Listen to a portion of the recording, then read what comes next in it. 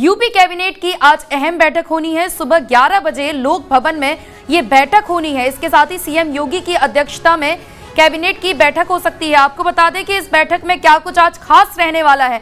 तो गुरुवार को डेडिकेटेड ओबीसी कमीशन के अध्यक्ष राम अवतार सिंह ने शहरी निकायों में ओबीसी आरक्षण पर अपनी रिपोर्ट संस्थितियों सहित सीएम योगी आदित्यनाथ को सौंपी थी।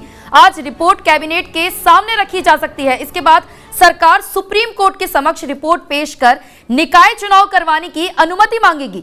सुप्रीम कोर्ट ने 31 मार्च तक आयोग की रिपोर्ट पेश करने को कहा था। योगी सरकार ने पिछले साल 5 दिसंबर को रैपिड सर्वे के आधार पर शहरी निकायों की सीटों पर ओबीसी आरक्षण का ड्राफ्ट नोटिफिकेशन जारी किया था।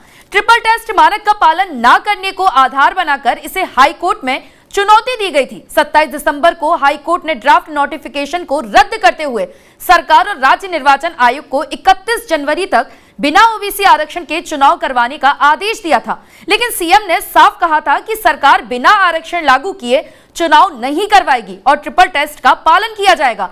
28 दिसंबर को सरकार ने ओबीसी आरक्षण परखने के लिए डेडिकेटेड कमीशन बनाया, जिसका कार्यकाल 6 महीने रखा गया। हाईकोर्ट के फैसले के खिलाफ सरकार सुप्रीम कोर्ट भी गई। 4 जनवरी को सुप्रीम कोर्ट ने हाई कोर्ट के चुनाव करवाने के फैसले पर रोक लगा दी थी। साथ ही कमीशन से 31 मार्च तक रिपोर्ट पेश करने को कहा गया था। ये तस्वीरें जो आप देख रहे हैं, आपको बता दें कि गुरुवार को ही कमीशन ने अपनी रिपोर्ट सौंप दी है। आयोग ने 350 पेज की रिपोर्ट में आरक्षण की पुरानी प्रक्रिया में कई खामियां गिनाई हैं। मसलन कई सीटें ऐसी मिली हैं जहां 30 साल से एक ही आरक्षण चलता रहा। मनचाहा आरक्षण देने के लिए आंकड़ों में भी हेरफेर किया गया।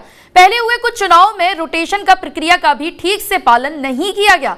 आयोग ने इन खामियों को दूर करने की सिफारिश के साथ ही निकायवार जनसंख्या के आधार पर ओबीसी आरक्षण की सिफारिश की है। आयोग की संस्थितियों पर अमल करते हुए अब नगर विकास विभाग शहरी निकायों का नए सिरे से आरक्षण जारी करेगा। जिन 760 निकायों में चुनाव होने हैं, उनमें से अधिकतर में आरक्षण की तस्वीर पूरी तरह बदल सकती है। ओबीसी के लिए आरक्षित सीटें दूसरे वर्ग के कोटे में जा सकती हैं। वहीं महिला या एससी के लिए आरक्षित की गई सीटों का परिदृश्य भी बदल सकता है। सूत्रों की माने तो रिपोर्ट पर सुप्रीम कोर्ट से हरी झंडी मिलते ही सिफारिशों के अनुसार सीटों का आरक्षण जारी कर दिया जाएगा। चुनाव की आहट को देखते हुए राज्य निर्वाचन आयोग ने भी तैयारियां तेज कर दी हैं। 1 अप्रैल तक अंतिम वोटर लिस्ट जारी कर दी जाएगी। चुनाव अप्रैल मई में करवाए जा सकते हैं। फिलहाल यही उम्मीद जताई जा रही है कि अप्रैल या मई में चुनाव हो सकते हैं, क्योंकि इसी बात का इंतजार था कि एक बार ओबीसी की रिपोर्ट आ जाए। अब आज जब कैबिनेट के सामने रिपोर्ट रखी जाएगी तो इस पर चर्चा होगी और उम्मीद जताई जा रही है कि जल्द ही अब चुनाव हो सकते हैं।